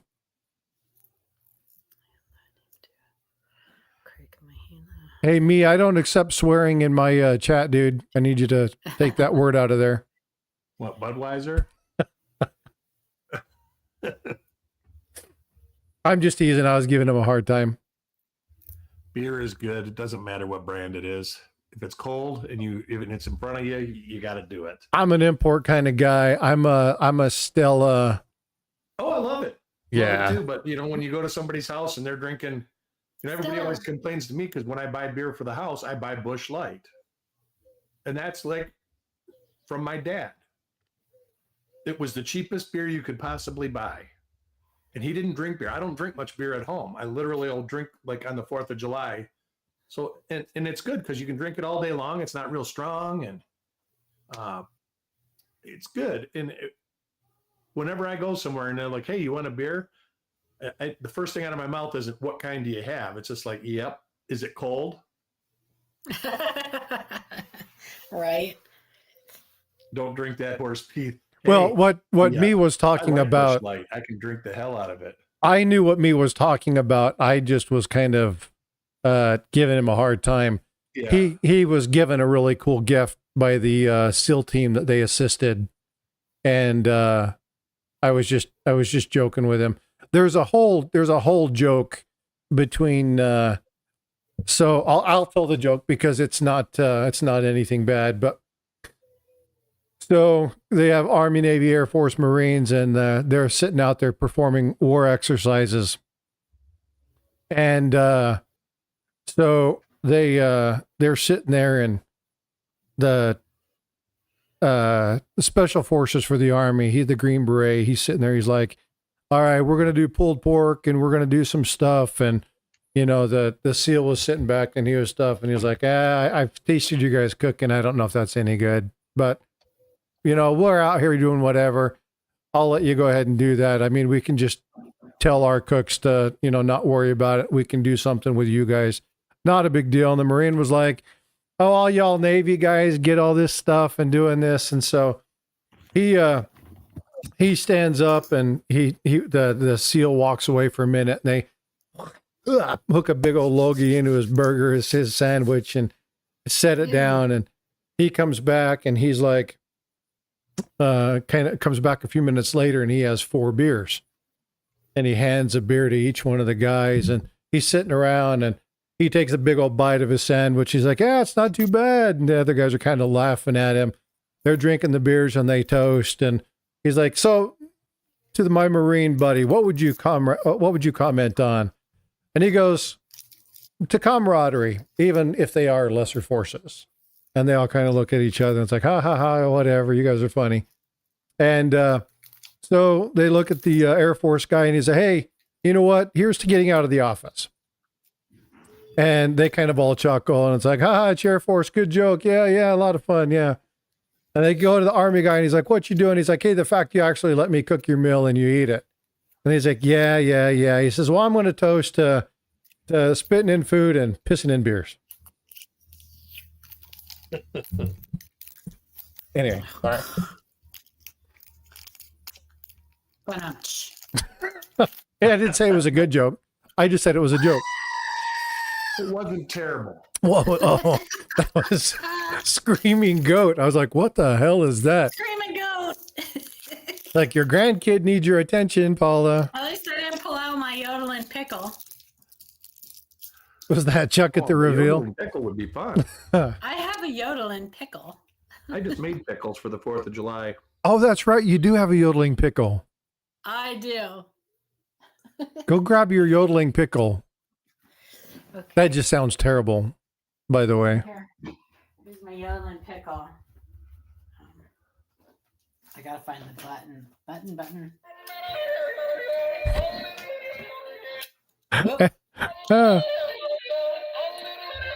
That's funny. Now that's a pickle. That's a yodeling pickle. Yeah. I'm glad it has an off button and it's not one of those things where you turn it on and it plays for 20 minutes. Well, it doesn't have an on button. I accidentally, I don't know, I hit something and it went off. That just reminded me. I don't know how often he pops into streams anymore, but with Party Pickle. Party Pickle! I got to hang out with him in Tulsa. Like a Party Pickle. I got to hang out with him in Tulsa. Yeah. Party Pickle was in a stream. I don't remember whose stream I was in. He popped in. Yeah, that dude's he's Invisible River Ranch. He's a hoot. Yeah, he's funny. I like him a lot. Invisible says I have a pickle that makes them yodel too. I saw Party Pickle. It was on Race. That's where he was at. He was at Ringmaster Race. I was watching it for a little bit. I saw him pop in for a second. I was streaming with Tiger. Tiger just got full monetization and he was doing big giveaways and stuff. So I was busy doing that and helping him get all the monetization stuff set up. So I didn't get over to Ray's yesterday. Stop it. You guys are terrible. Wolf. Come on now. Yeah, Wolf, that was a little much, dude. That was really much. That was a little much. That's something I would have said. My mom just said she's listening, but I'm leaving chat. Love you. She's over in the vertical side. Love you too, Mom. Thanks for coming in. I appreciate your support. Good morning, SkyQuest. Oh my goodness gracious. SkyQuest says, hey, he only lives a few miles from me. That's cool. See, that's one thing that's fun about this. Like, yeah, cool. 2024.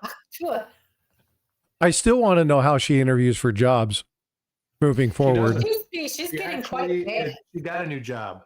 Yeah. She's going to be a sportscaster. It's just, it's like, man, I wish people would think about that stuff. Hey, ATS, what's going on? How are you? Teacher right away because they thought that she was the wrong kind of character to be teaching children. Are you kidding? Yeah, she got fired the next day after it came out. But they said she's already made like 190,000 signing hats and stuff like that. Oh my gosh! I can't the guy that was Gronkowski's agent in the NFL became her agent, and she's got some job with Extreme Sports or something like that. Nice, good for her. The Haktua lady. The Haktua. If you listen to the whole interview, she's got some good slapstick lessons of life. Oh, it was just the clip. It was just that little. That's a clip out of a whole interview. Yeah, you can actually watch the whole interview, and it's actually. She actually says some decently smart stuff. She's not dumb. Yeah, what was it they asked her? How do you keep a man or no? How do you like that? She said, "How do you get over a man in a bad relationship?"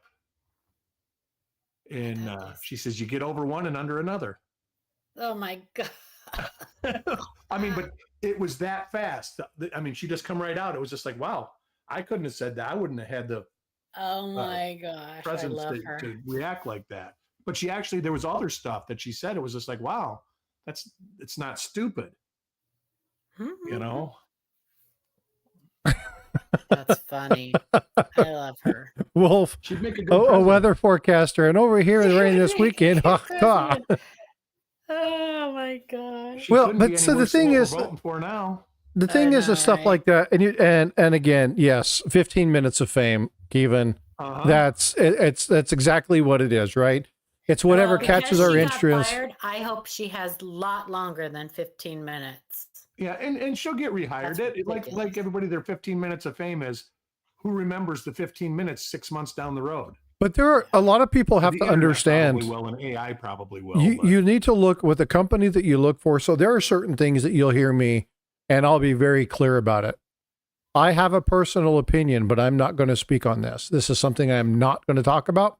So if you have this, you want to talk one-on-one, we can do that. But on a public-facing item like this, I will not discuss it. And it's because as the job that I do, I have moral and ethical standards that I have to meet. And so if you have those in your environment and it's not conducive to, like working with kids and doing stuff like that, if you have certain obligations that you're required to do, you have to meet those. So you got to be careful what you post. And if she had those and she got released, I have zero issue with it. Zero. But if there's nothing like this and it's just, hey, Teach, what's going on, bud? Clearly what kind of contract she had but again, if you live, I mean, here's the thing. So if she worked for a Christian school radio show, way over the top, right? Because but again, it goes to, a lot of people need to understand that there are clauses in those contracts, in those jobs that you sign that say you won't cross over that. So if she got released because she crossed over it, that's on her. You don't belong in Nashville partying for 4 days in a row. Yeah. And so again, I have zero issue, zero sympathy. She's making money hand over fist right now. She's okay. I don't have anything. My thing is that I want people to be smart enough to understand that in information policy, there's just things you can't say. That goes back to top secret clearance. Yeah. I mean, like when I worked for Ford, there was things that I worked on that I couldn't talk about. It's not top secret, but it's, what would they call it? Industry secrets? Well, trade secrets, industry secrets. Yeah. There's lots of stuff like that. But again, it's a matter of like, I can't intentionally go out and cause dissension. Now, topics may be that way, and when it happens, it's like you're free to talk about what you want. You're free to mention that. That's fine, but you guys have to understand it's okay to disagree, and if it gets to a point, I'll stop it. But he just sits back and listens to Paula and me go at it. Well, why is it worse for her to make those comments in a platform that the children shouldn't be watching in the first place? That's right. Why isn't it more of a problem with the parents letting their children watch that kind of content? Yeah, well, and again, but again, that's not for me to determine, right? That's a parent question. And so my thing is, if they fired her, she has no clause, they're in the wrong. They should get sued because they stepped over that line. But and who knows? Nobody will probably ever know about it. We shouldn't know about it. They'll settle. They'll do whatever. That's fine. Exactly. We know way too much about everybody else's business. Yeah. So it's the Hukta lady, and if you don't know who that is, teacher, Haktua. It's somebody that Facebook they pulled. Yeah, they pulled a clip from an interview, and she went viral. So that's all it is. It's just a straight interview. Yeah. So. But again, do I feel bad for her? No, she's making money hand over fist. A lot of people are making a lot of money off of her, but they won't be able to use her likeness or whatever because she's going to be getting royalties from stuff like that and all the deals and stuff that she gets. I mean, it's so. Am I sad she lost her job? No, doesn't impact me at all. And I have zero respect because you're famous. Double standards. None. That's what I have a problem with. Why is it okay for a man in a dress to be reading stories to children in public libraries, but this woman loses her job as a teacher because she makes? I'm going to refer back to Red Fox. The reason that men are superior is because they're a better cut of meat. They're women are from a rib. Yeah, whatever. That's an old Closer joke, the right? bone, the sweeter the meat. There you go. But again, when you're talking about stuff like this, and this is one of those things, yeah, no worries, Teach, you're good. Things need to be the same across the board. Don't make No, double that standards. goes what I But, say. yeah, everybody that's- has all these special causes. Yep. When everybody circus has a clown special cause, there are rights none. and stuff like that. Circus clowns should have special rights. To me, it's just Hey, basic human Ernst. rights. Everybody should be treated the same, period. Yep. It's easy. When you divide things, you create divisiveness. Yep. That's all I got to say about that. Yeah, That's and like again, a you know, feeling it's that just for us. it's one of those things. I mean, Yeah. we look at political forums and stuff like that, but it goes to, And I hate politics. if she's a teacher, she had a clause where she's got to be careful for that, then that's on her. Yeah, fire her by all means. It's on her. Doesn't matter. I got zero sympathy for it. If you know what your requirements are and you're going to blow them out, that's on you. You're an adult. That's your decision. I don't care what happens, what her repercussion was. It has no bearing on who I am.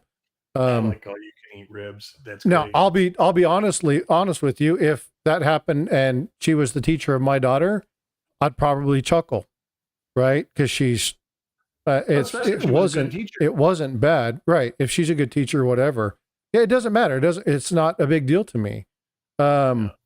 But am I impacted? Like, oh my God, somebody in Hollywood got arrested for drinking. So what? Number one, why do we even know about it? Who cares? Yeah, Yeah. it has zero bearing. We are way too invested in what everybody else is doing. Mm-hmm. Yeah, we took half the time to worry about the crap that's going on in our own lives. Oh my God, In our we'd make own world. improvements. Yeah. We're so busy worrying about Make your own bed. That's right. What somebody else did that we're not keeping track of what we do. And I'm just bunching us up into one group because it's easier. Well, I want to know what everybody's doing, so I shouldn't say anything. I'm nosy that way. Yeah. Again, it's Oh, one of I those know. things. SkyQuest, it's just one of those things that if you can't don't lie. miss it, you're not missing anything. If you don't see it, you're not Yeah, missing it's not a anything. big- It was It's- very entertaining, and Yeah. It was funny. the internet needed it because it like Yes. totally diffused all this stuff that was going on my feed that was it was just awful. Yeah. And while Oh. this isn't like something I'm saying, wow, this is great, it took all the other stuff's limelight and like flushed it. And I'm going to tell you, if most children, other than like high schoolers, saw that clip, they would have They wouldn't no know. They clue wouldn't what know what they're what talking that about. lady even meant unless somebody explained it to them. Or put it in the content. Yeah. Right. Now I will Yeah. say this real quick. I want They would to just notice. think she was spitting. I want to notice something real quick. And Paula, you can appreciate this. Ernest Edwards, 3 years no drinking, 13-year anniversary free. Congratulations, Ernest. Oh, congratulations. Nice. That's a That's big a- deal. I want to take Yep. a moment to say, Yes. congratulations and acknowledge that. That's a big deal. So stop what we're doing and just acknowledge an advanced milestone. That's something that happens a lot in this community. And I want to make sure that we acknowledge if people are having a hard time, I want to take and acknowledge it. If people are doing and having successful things and they're achieving milestones. So congratulations, my friend. That's awesome. Absolutely. That is huge. So, and like I said, we have people in our community who struggle and stuff with that. So, lots Every of people, day. lots of people. Paula's right there with you. And she's been very Yeah. upfront about stuff about her past as well. So, Well, I'm an alcoholic. I've Yeah. been sober for 12 years, but I'm an alcoholic now and will always be an alcoholic. It's a daily battle. And you can win it every day. You just yeah. keep at it. So I just wanted to take a minute and congratulate you on that. That's Absolutely, awesome work. That's huge. awesome work. That is huge. I stopped drinking in 2011. I don't even remember when I stopped smoking. I stopped smoking a number of years ago. 2 years. Takes a No long, smoking. it's a long time. But when you're set, you can do it. But again, when I see stuff like that you gotta celebrate those things with people. Absolutely. Because that's not a little celebration. That's not That's that not is a life-changing achievement. That's an achievement. Yes. And so I want to acknowledge those things. So again, well done. Good on you. And Brown Sugar was lucky yesterday. She won twice on Tiger Stream. Oh, Nice. rigged. That's what everybody was saying. I didn't win anything. I was joking about Brown Sugar. I didn't call her out by name, but for a while, she was winning in here when I would do this. Actually, I'm running it right now just because I can. There's no luckier person in this community than Mike Schleichleis. Well, Mike Schleichleis is running. Oh my God. Nice. Brown Sugar. Nice. Congratulations. I told you. Oh my, you can't do it. Only I can run that command. Oh my gosh. It does go in spurts. That's crazy. Lucky streaks. So I was joking around, but I was serious. For a while, I had an envelope with her name on it.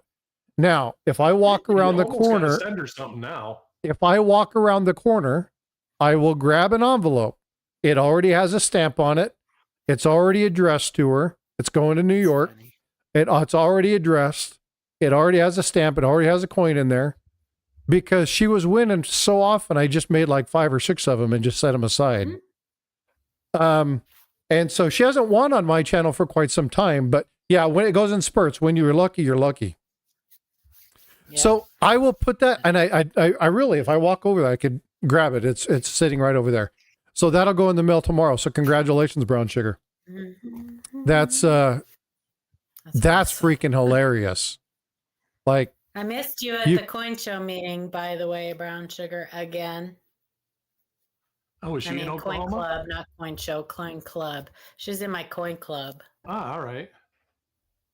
I'm still bummed that I couldn't get to Tulsa. I really tried. It just wasn't in the cards for me. I had too much happening. It was fun. It was a lot of fun. It was a good show. So the A&A show, you were talking about that earlier. Is it the same weekend as Tulsa? No. So the National Money Show is in August next year. But it's close enough that with the funds, you just have to choose. Yeah, the money show's in Chicago, isn't it? It's not the money show. It's the A&A World's Fair of Money. Oh, okay. Yeah, okay. Yeah. It's in Oklahoma City. Sorry. Angel was talking about that last night. She was talking about because it's coming up here in about 60 days. The A&A's World Fair of Money. She was saying that it's a big deal. But I think that is usually in August. Hey, are you okay? Teach had an MRI Thursday, and they called him the next day and said he's going to have surgery. Oh, no. Hope you're doing well, bud. Let us know if you need anything. I get to have a CAT scan Monday.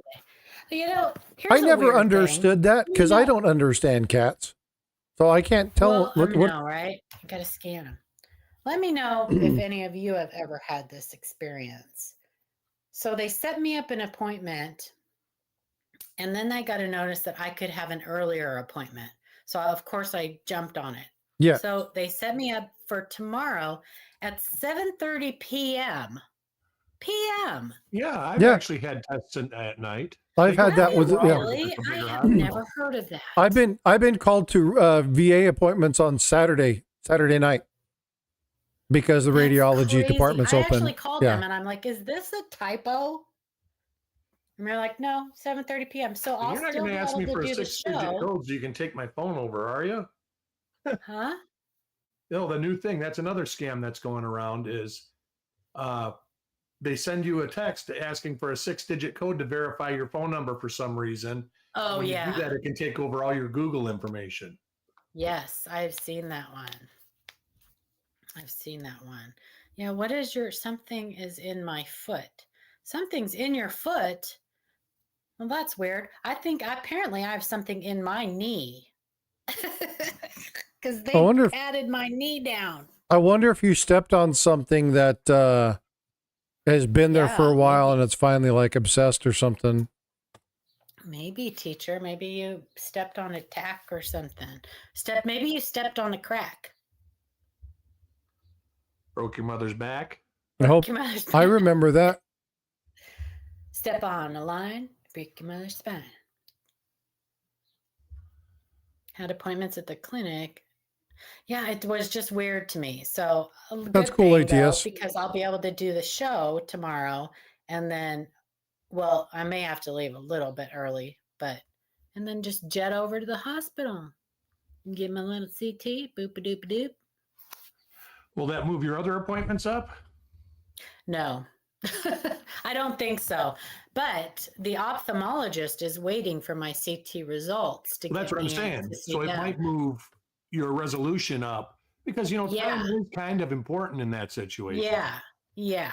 It may get me in to see the ophthalmologist quicker, which is a good thing because it's my eyes that are really bugging me. I don't think it'll move any of my other appointments up unless they see something like really dramatic. Right. But you might have you might have either like a fibroma or something that it's kind of oval shaped and it rotates, puts pressure on their foot in one location. What are those called? Those weird cyst things? Lipoma, fibroma. No, not lipoma. Oh, like what they used to call them Bible blisters or something like that, right? Something. Yeah, I can't think of what they're called. Invisible River Ranch. See you later. Yeah, they'll figure it out. It's a good thing that they called you. If it's causing you pain, it's a pretty good turnaround. Kraken, I'm getting ready to wrap things up. Like I always end at 10:30 so that people can go use their restroom facilities or whatever. If you send it to me, I'll definitely play it next time I'm live. Absolutely. I have no problem doing that. Okay. If you're getting off here, I'm going to go. Have a great weekend and week, you guys, next week. I'll talk to you guys later. Thank you for the $2 super chat, Kraken. I appreciate you. Paula, thanks for coming up as always. Anytime. Love you, my friend. Bye, community, I'm sure. Love you too. Bye. Ciao. All right, brother. All right, folks. Well, I'm going to go ahead and wrap things up. I have in chat the Coin Crew. They're going to be doing their auction. Go check them out. Please do me a favor and let them know that I sent you over. Let them know, you guys know that I support. I'm friends with Keith and Angel, so I support what they do. So I appreciate you guys. Thanks for coming in. Kraken, please do me a favor. Send me that video. And like I said, next time I go live, I'll make sure that I play that. Generally Stunned, thanks for being our brother from the Northern Mother. Thanks for coming in and hanging out on the portrait side for the entire stream. It was awesome for you to come in, kind of chit chat and do that stuff. So thanks for being here. Again, if anybody ever wants to go back and forth between portrait and live, you can always go click on the pinned one. Go check that up. Tomorrow at the She Shop, I believe it's going to be the Tizzos, I think, are going to take it. Miss Coin Crew's going to do it. Then we have Sterling Cannabis. Then I will be doing Thursdays, and then I think Miss Coin Crew will be doing Fridays. Miss Coin Crew and I will probably swap back and forth Fridays because I'm off every other Friday. So I'll probably give her an assist there. But it looks like I'm going to be covering that item. Oh, yes. Please tell Miss Everything that I said hi. I've got something that I've got to send, but I don't know that it'll be there in time. Her birthday's the 4th of July. How cool is that? Born 4th of July, 1976. Hell of a good birthday to have be born on. So, all right, y'all. Well, hey, take care. Be well, be blessed. Thank you for all the support. I will work on that and try to find out why that goofy thing over here didn't work. And then I'm working on the redeem. Is Invisible River Ranch in here? I think Invisible's good with those. I need to reach out to you and talk. I shared this schedule on my community tab. Oh, all right, Miss Coin Crew. Perfect. Absolutely perfect. I appreciate that. Sent email. I just got it. So I'll look over that, watch that. And again, like I said, when I go live, we'll show that. Okay. All right, folks. We'll see you over at at Coin Cruise here in about 15 minutes. Y'all take care. Be well, be blessed. Love y'all. And I will